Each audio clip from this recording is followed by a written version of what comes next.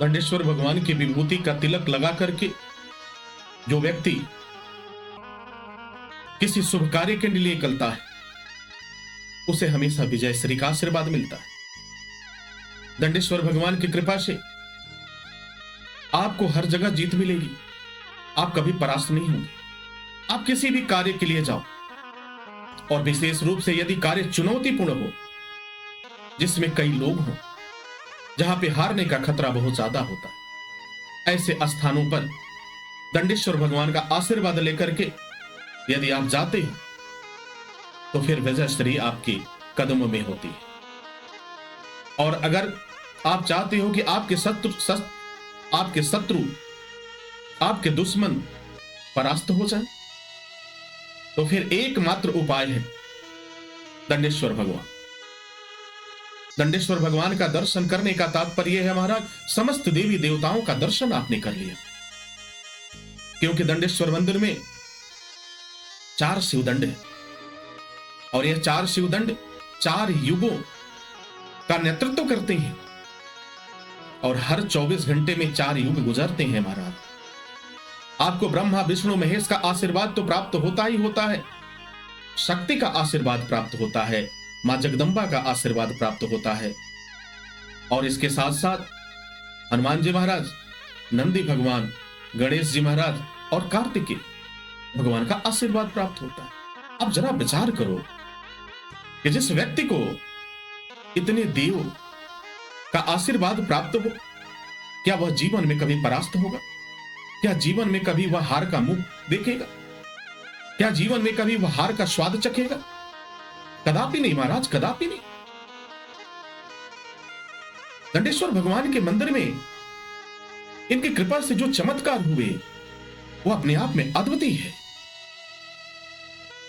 जो चल नहीं पाता था वो चलने लगा, जो बार बार हारता था वो जीत गया, जो रोता था वो मुस्कुराने लगा। दंडेश्वर भगवान न्याय के देवता है, और दंडेश्वर भगवान का न्याय सर्वथा सर्वोपरि है। जो भी दंडेश्वर भगवान के शरण में गया महाराज, वो कभी निराश नहीं। जीवन और मृत्यु के इस सफर में जब हम चलते हैं, इस यात्रा में जब हम कदम बढ़ाते हैं, तो कदम कदम पे हमें चुनौतियां मिलती है। कदम कदम पे हमें एक ऐसी चुनौती मिलती है जो जीत और हार के नाम से जानती है। हर व्यक्ति जीतना चाहता है, कोई व्यक्ति हारना नहीं चाहता।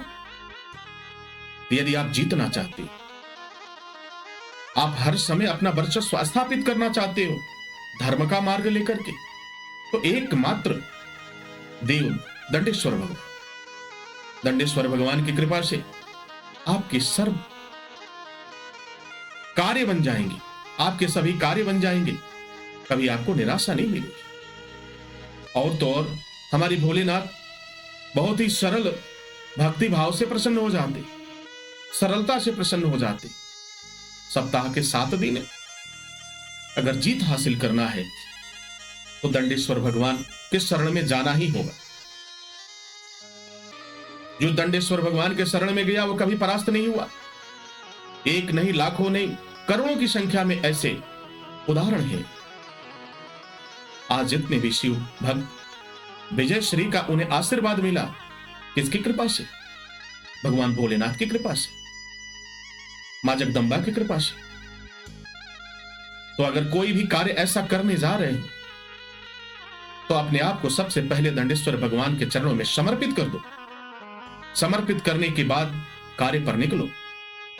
चारों तरफ तुम्हारा विजय श्री होगा, चारों तरफ तुम्हारे नाम का यश होगा, धर्म तुम्हारे साथ हो। और महाराज सत्य सिद्धांत की बात कहता हूं, शास्त्रों ने कहा, पुराणों ने कहा, संतों ने कहा, ऋषियों ने कहा, मुनियों ने कहा कि जो धर्म के साथ चलता है, धर्म के मार्ग पर चलता है, परमपिता परमेश्वर को अपने आप को समर्पित करके चलता है, धर्म उसे उसकी रक्षा करता है, उसे सब कुछ प्रदान करता है। हमारा जीवन कुछ ही वर्षों का तो है। मानव की आयु जो मानी गई है 100 वर्ष की मानी गई महाराज। और यह जन्म का सफर, जन्म की यात्रा हमारी प्रारंभ कब हुई? जन्म के समय से हो गई, और इस यात्रा में हम आगे बढ़ते जा रहे हैं। और हमारा अंतिम पड़ाव मृत्यु है।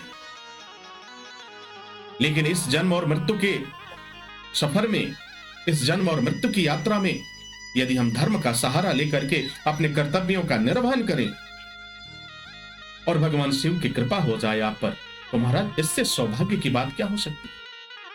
इस संसार में कोई भी ऐसा व्यक्ति नहीं है जो भगवान भोलेनाथ की कृपा के बगैर उसे विजय श्री का आशीर्वाद मिल सके। जब तक शिवदंड का आशीर्वाद नहीं मिलेगा, जब तक गणेश जी का आशीर्वाद नहीं मिलेगा, जब तक मां जगदंबा का आशीर्वाद नहीं मिलेगा, हनुमान जी महाराज का आशीर्वाद नहीं मिलेगा, ब्रह्मा विष्णु महेश का आशीर्वाद नहीं मिलेगा, तब तक महाराज आपकी जीत असंभव है, आपकी जीत संभव नहीं है। अब प्रश्न उठता है महाराज, इन समस्त देवी देवताओं का आशीर्वाद एक साथ कैसे प्राप्त करें?